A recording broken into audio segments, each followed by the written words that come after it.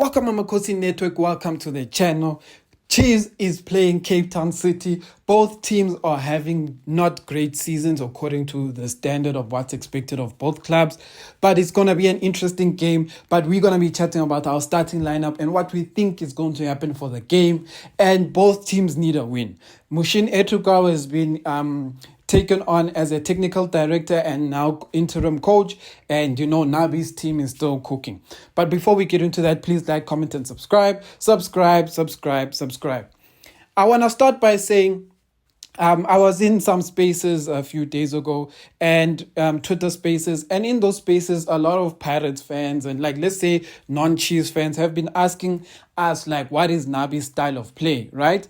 And a lot of us have been trying to say there are patterns of play that we are seeing, but to say we have a specific style of play is difficult because Nabi has found himself in a difficult position. And that position is when he started with the team, we kind of saw the style of play in the first 3 games or so.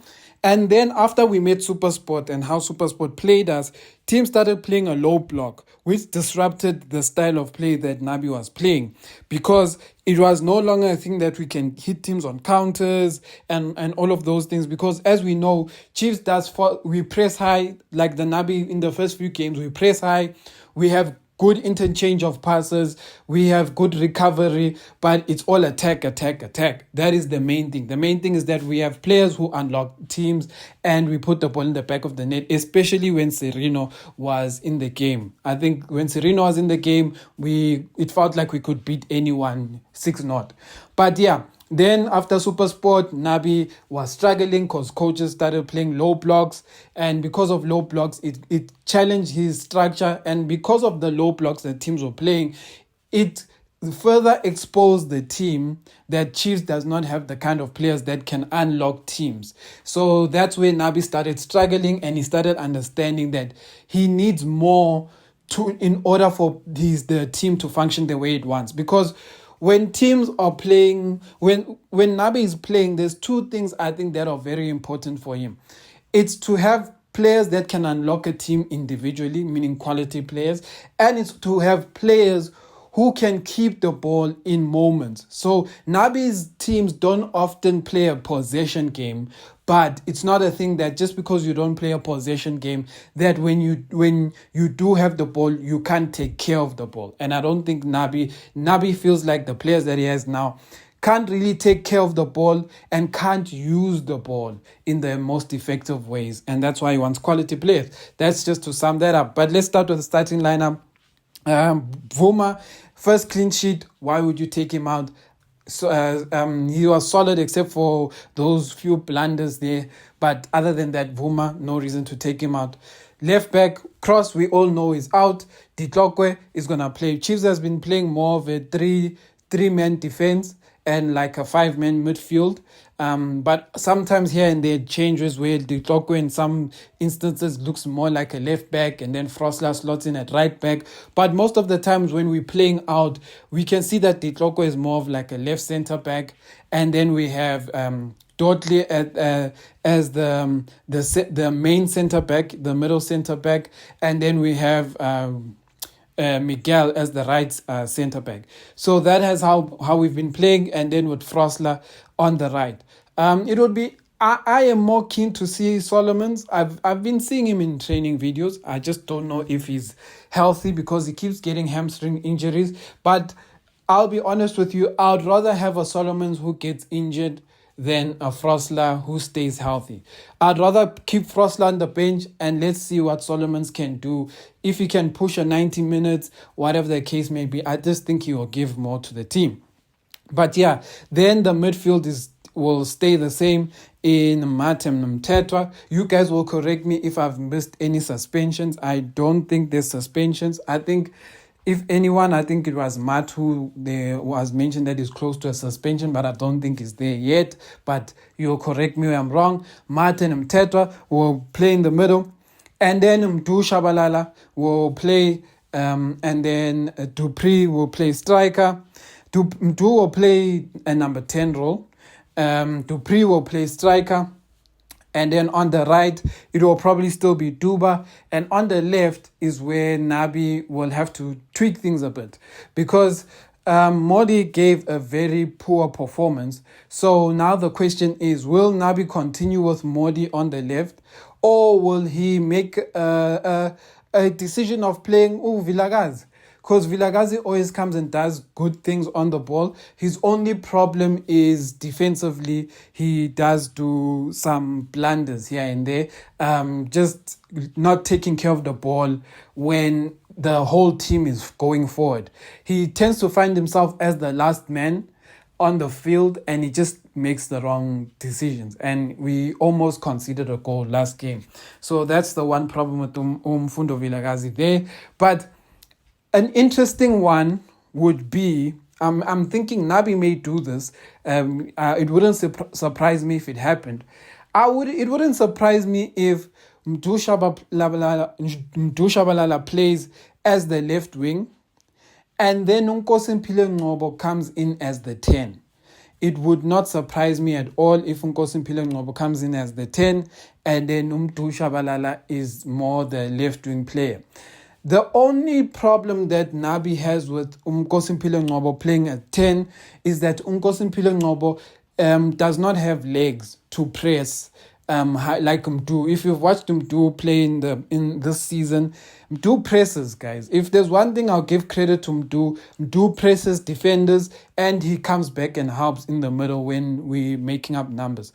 And Nkosi Ngcobo, that is the one criticism, and that's actually the main reason why Stuart Baxter always kept Ngcobo out of the team, is because he just felt like Ngcobo cannot cover distance, and because Ngcobo can't cover distance, he almost becomes like a second striker. You know, a striker, we expect him to press up front, but we don't expect him to come back into the middle to support us defensively.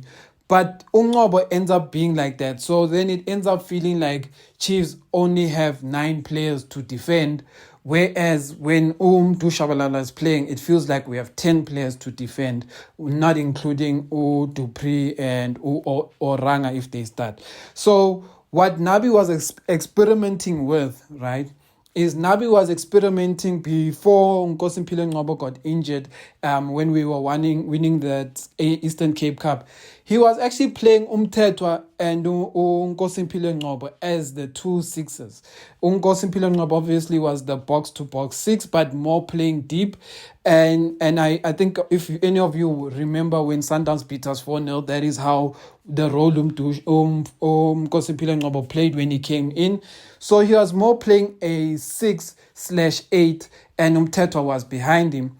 And then what then happened after that, which made Nabi's life even more difficult, is that when Nabi was experimenting this with Nkosi Ngcobo, he was doing this because he saw that the MUD project is not working. But when Nkosi Ngcobo got injured, Nabi had to continue with MUD, but MUD started giving out good performances. So now, because MUD is giving off good performances, Nabi is scared of breaking the partnership that MUD and Mtetwa have started to create. It seems like they understand each other and they understand each other's roles, and that's why Nabi has been scared to fiddle with that, because he saw what happened when he put Blom in the middle of that. But now it's going to be interesting.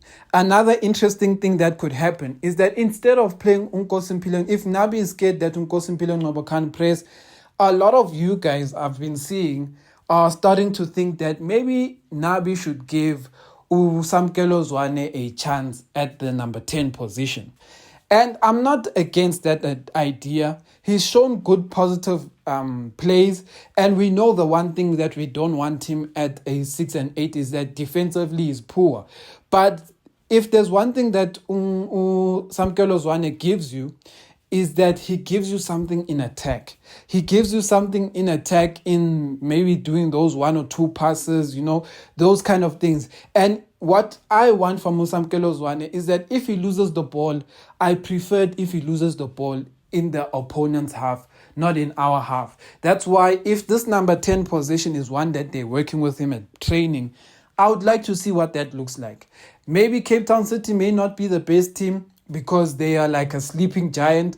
Cape Town City actually has very good players. Like Cape Town City is a top 5 team. I even rate that they probably even have better players than Stellenbosch. It's just that they're not coached as well as Stellenbosch. And when I say coached, I'm including technical team, how everything is run at Stellenbosch. I think at Cape Town City, it's more Tinkler is running things. And yeah, I think he directs the flow of how the team is working. Whereas Stellenbosch, if you take out Steve Barker and put Manqoba Nciti, I feel Stellenbosch will still thrive the way it is. If you take out Steve Barker and put in Gavin Hunt, it will still thrive the way it is, because I feel like the system that they have there is more, that machine that they've created there is more what's making them great than Steve Barker alone. That is my opinion. I know a lot of you don't have that opinion. You feel Steve Barker has created all of this, etc. But I argue that I've watched Steve Barker so many years, and I understand his play. And Steve Barker is a manager. And now he's found himself in an environment where being a manager and not just being a coach, being a manager, meaning being able to manage players, I feel works for him best at Stellenbosch, where so many other things he doesn't have to deal with. There's other departments that are dealing with certain departments, and he just has to focus on the mentality of the players, the understanding what is expected of the players, and finding areas where to improve the players. And that is what I personally think of Steve Barker, and why I feel Stellenbosch has arguably one of the best, maybe second to or third to Sundowns and Pirates. Pirates, I'm still questioning their management sections. As much as they're doing well now, I still feel like Pirates, if let's say there's 10 gears, I feel like Pirates is at gear 7 of what their potential is, because I feel Pirates, a lot of you will actually argue with me on this, but it's fine. I feel Pirates is a team that looks like if they were run a bit better in management, they would actually be competing with Al Ahly in terms of CAF Champions League. And a lot of you will be like, whoa, Sundowns. I feel like we've seen the Sundowns project. What more can they do? They have 11 coaches, 30 coaches. They have amazing players, but they just can't get over that hurdle. Now imagine if Pirates had a management system that brings the right players, that buys the right players, gets the right coaching, and has about Dr. Ivan Khoza, who know how to do the right deals and stuff like that, even though it sounds contradictory. But having Ivan Khoza there, I feel like is a good cultural aspect of Pirates, but I feel that there's a lot of departments that can be fixed. But anyway, let me not continue talking about the opposition, but yeah, that's what I think. Amakhosi for life.